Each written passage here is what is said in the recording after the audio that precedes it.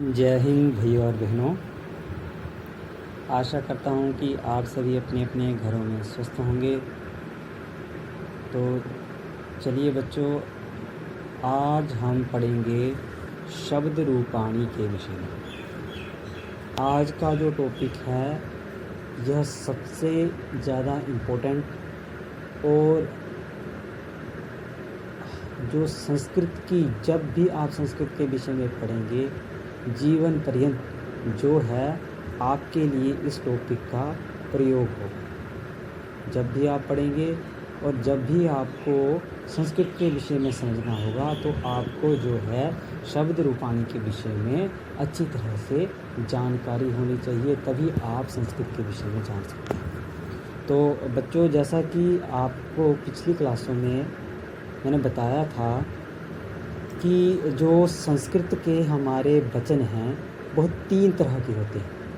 आज का जो टॉपिक है थोड़ा लंबा होगा, पर आप सभी ने इसको अच्छी तरह से और ध्यान से समझ लेना है। जो हमारे वचन हैं वो संस्कृत में 3 प्रकार के होते हैं। वैसे तो हिंदी व्याकरण में जो वचन हैं वह एक वचन और बहुवचन ही होता है, पर संस्कृत में यह वचन 3 प्रकार के होते हैं। पहला होगा एक वचन, दूसरा द्विवचन और तीसरा जो है वह बहुवचन। ठीक है, इसमें संस्कृत में जो तीसरा वचन जो हमारा है वह इसमें द्विवचन रखा गया है। ठीक है, तो आपको पहले भी बताया है कि कारक जो होते हैं वह हमारे 7 होते हैं और 8वां जो होता है वो संबोधन होता है। तो उसी तरह से आज हम जो पढ़ेंगे शब्द रूपाणी के विषय में, आज मैं आपको अकारांत पुल्लिंग के शब्दों के विषय में बताऊंगा।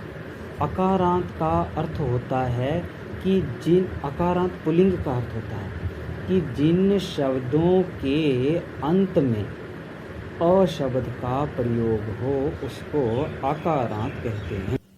कि जिन शब्दों के अंत में अ शब्द का प्रयोग हो, जैसे देव अ, बालक देव, वृक्ष, विद्यालय, तो इनके अंत में जो है अ शब्द का प्रयोग होता है उसको हम अकारांत कहते हैं।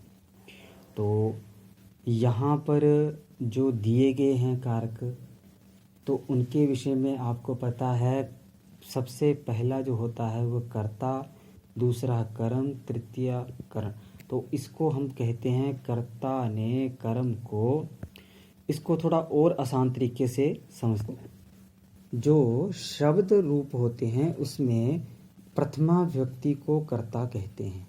कर्ता, इसका चिन्ह जो होता है ने, कर्ता ने, द्वितीय को कर्म को, तृतीय करण से, चतुर्थ संप्रदान को या के लिए, पंचमी अपादान से, षष्ठी संबंध का के की, सप्तमी अधिकरण में पर, और संबोधन हे अरे जीव भो।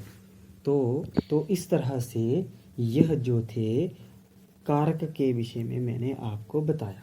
और आपके जो पाठ अभी चल रहे हैं उसमें भी हमने किम अर्थ और कर्म के विषय में हमने पढ़ लिया है। तो आगे भी इसके विषय में पढ़ेंगे, तो उसको पाठ को अच्छी तरह से समझने के लिए हमें शब्द रूपाणी के विषय में पता होना चाहिए।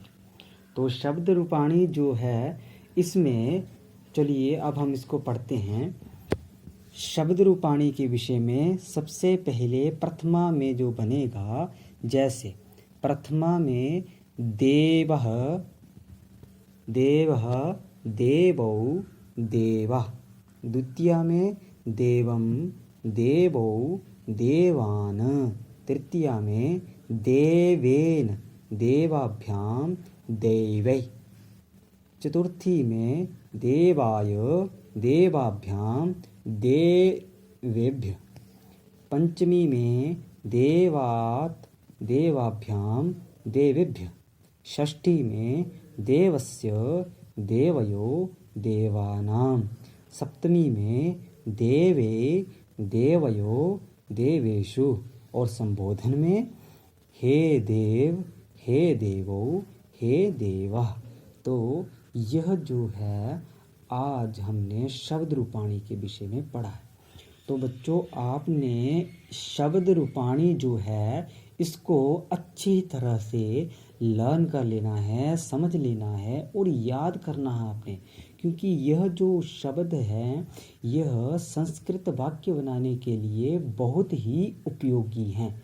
जब तक हमें यह शब्द जो हैं समझ में नहीं आएंगे तब तक हमारा जो वाक्य बनाने का तरीका है वह हम समझ नहीं सकते। तो आप क्या करेंगे, इन शब्द रूपों को अच्छी तरह से याद करेंगे और ये आपके एग्ज़ाम में भी आता है। तो आपने अच्छी तरह से इसको लर्न कर लेना है। धन्यवाद।